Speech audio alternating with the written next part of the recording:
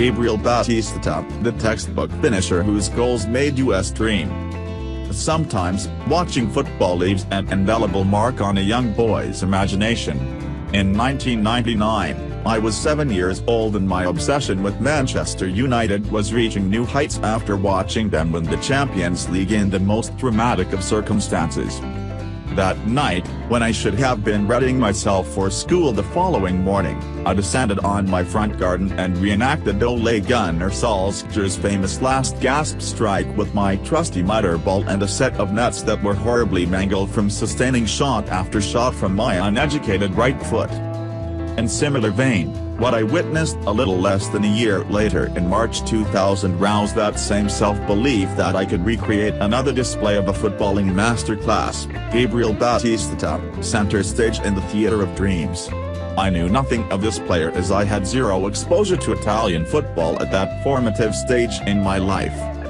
The Argentine goal machine picks up the ball well over 30 yards out, no danger one would presume. Not with Batistuta on the ball. The hair-banded predator effortlessly eludes the challenge of Job Stam, who was far from Titus Bramble back then, before unleashing the most jaw-dropping missile of a shot I had ever witnessed, screeching through the air and fizzing past the helpless Raymond van der Gt. Old Trafford was silenced by a rocket. I was staggered by this extraordinary goal. I had never seen a professional footballer rip into a piece of leather quite like the way Batistuta did that night. The power and precision he generated was unprecedented in my eyes. Unsurprisingly, I had become comfortably accustomed to David Beckham's faultless foot-wrapping free-kick strikes. Granted, Beckham's portfolio of set-piece goals is a thing of beauty, but there was just something about the way the ball was dispatched from Batistuta's boot that got to me. I proceeded to set 3 footballs side by side in my front garden and batter them with all my might in the hope that I would look up and see the ball scream into the roof of the net in a fashion not dissimilar to the Argentines. What resulted was a few angry neighbors and appallingly dented garage door. What a fool I was to believe that I could emulate the brilliance of Batistuta. Through his exploits at Newell's Old Boys, Boca Juniors, Fiorentina and then Roma, Batistuta had developed the most insatiable appetite for goals imaginable, and his education at those clubs cultivated a technique of striking the football so efficient in appeasing that appetite. Batistuta's footballing odyssey began in Rosario, Argentina's third city, with Newell's. Batistuta had been spotted by Jorge Griffa, Newell's youth team manager at that time, who persuaded the young protégé to leave home for the first time in his life and pursue a career in professional football. Batistuta was initially apprehensive due to his commitment to family and education but agreed after the club agreed to pay for his education in Rosario.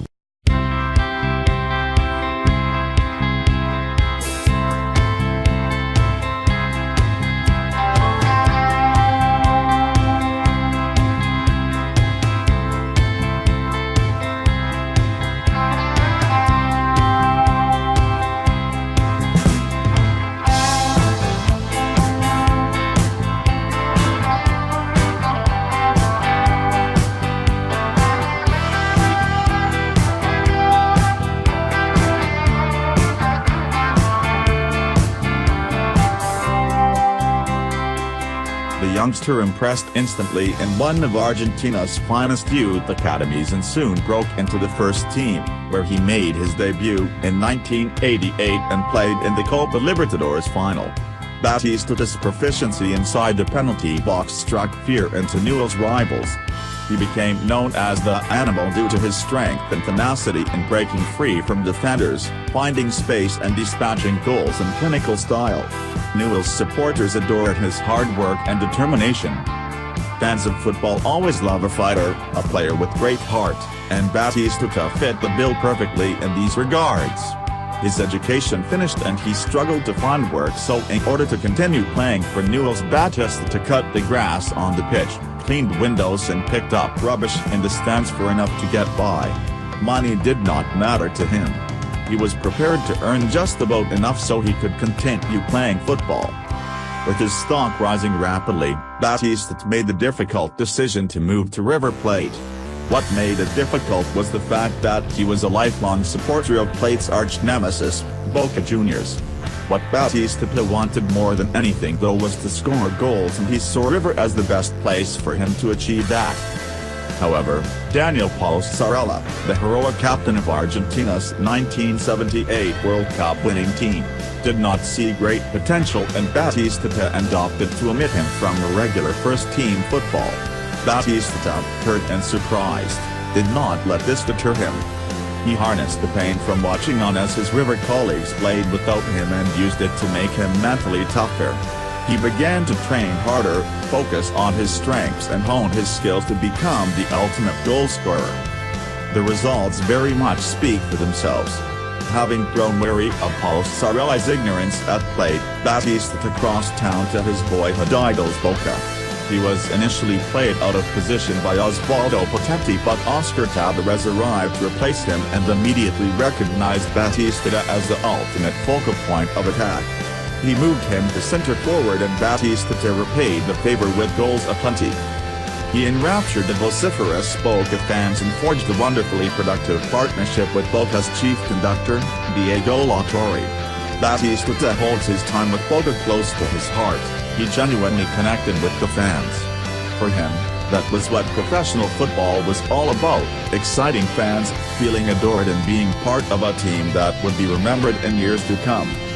Major honors and trophies proved hard to come by in Buenos Aires.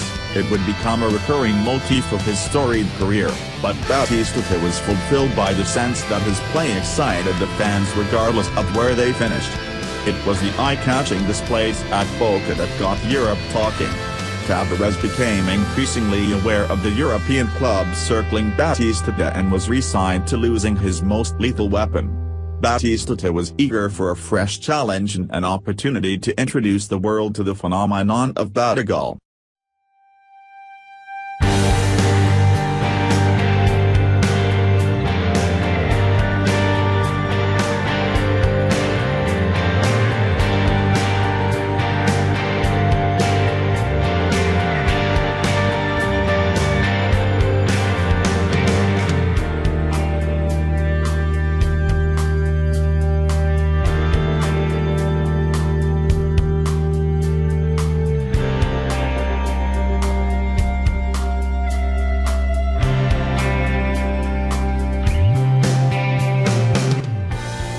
Providing potential suitors with an unforgettable audition during the 1991 Copa America for Argentina, when he finished as the tournament's top scorer with 6 strikes.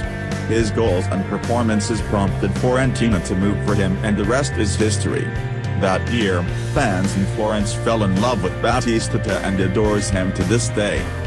Batistuta determinedly overcame the difficulty in adapting to a different culture and style of football in Italy, and began showing teams in Serie A why Fiorentina placed their belief in him.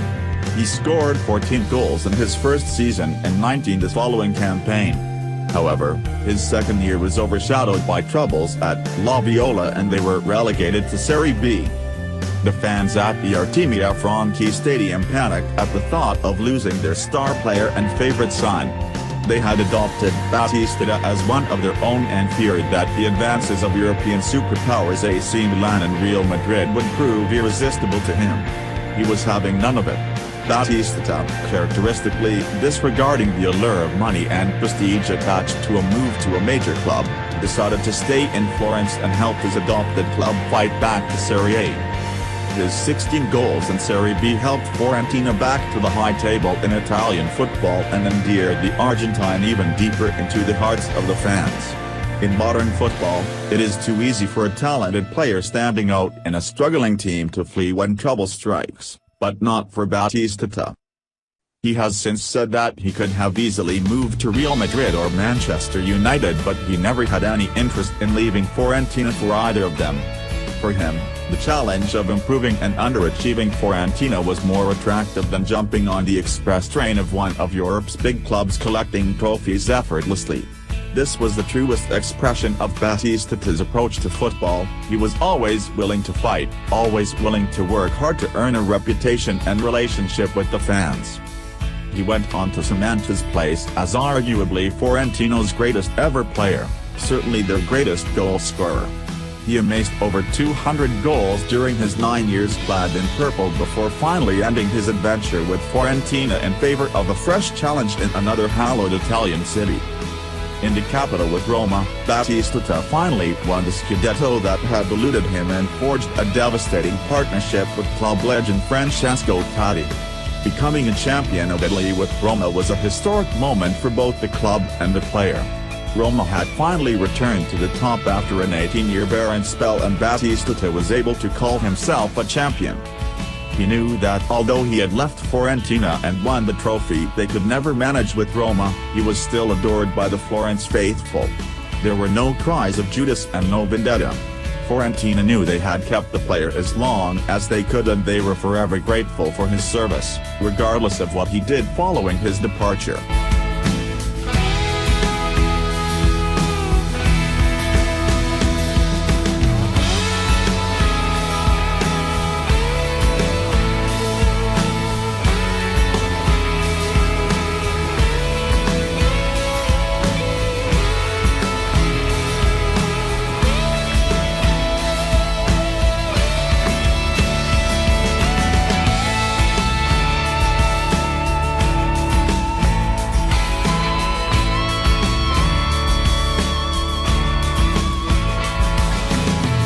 Perhaps the saddest mark on an illustrious time in football for Batistuta is the World Cup. He represented his country at 3 finals and played well in all of them. He remains to this day the only player to score a hat-trick in 2 different World Cups, a beautiful distinction to have. Goals and recognition were juxtaposed with a narrative of heartache for Batistuta in the World Cup, though, as Argentina never came close to winning it during his time in the squad. In 1994, Batistuta and Argentina started their campaign brilliantly with the 4-0 destruction of Greece. Batistuta claimed a hat-trick in his first ever World Cup match, but that elation quickly faded with the events that followed. Argentina's '94 journey will forever be remembered for Diego Maradona's expulsion from the tournament after testing positive for ephedrine. In the aftermath of that shattering story, Argentina failed to carry on without him and were eliminated at the hands of Romania. Batistuta refused to use Maradona's discrepancy as an excuse for their poor performance and was determined to make up for it in his next World Cup. It wasn't to be, however, for one of Argentina's most gifted marksmen, as they were bettered by a memorable Dennis Bergkamp strike in the quarter-finals in France 1998, and Batistuta was again left in dismay. Things got even worse in Batistuta's swan song in 2002 as they were beaten by England and failed to see off Sweden as they tumbled out of Korea and Japan in the group stage. At the end of the Sweden match, Batistuta broke down in tears. He knew he would never play in the World Cup again. Players often cry when they are sent packing from the World Cup, but I remember feeling the pain of Batistuta, having become a fond admirer of him since that wonder goal at Old Trafford. Here was a man whose passion and emotion poured out of him relentlessly. I can't help at this moment feel as if Batistuta didn't get back from the game what he gave. He always exuded the fervor that every top-flight professional footballer should. In his later years, Batistuta wound down his career in Qatar, scoring goals for fun in a lesser league. After an ill-fated spell with Internazionale, he knew his time at the highest level had come to an end. His move to Qatar was not just motivated by money, though. Batistuta was always acutely aware of his limitations, and he felt it necessary to bow out gracefully from Italian football and introduce his family to a different culture. Revelations about his plea to doctors to amputate his legs suggest that Batistuta played through the pain barrier for much of his career, but I thank him sincerely for doing so, for the memories he bestowed upon me, and for staying a truly respectable footballer for his entire career.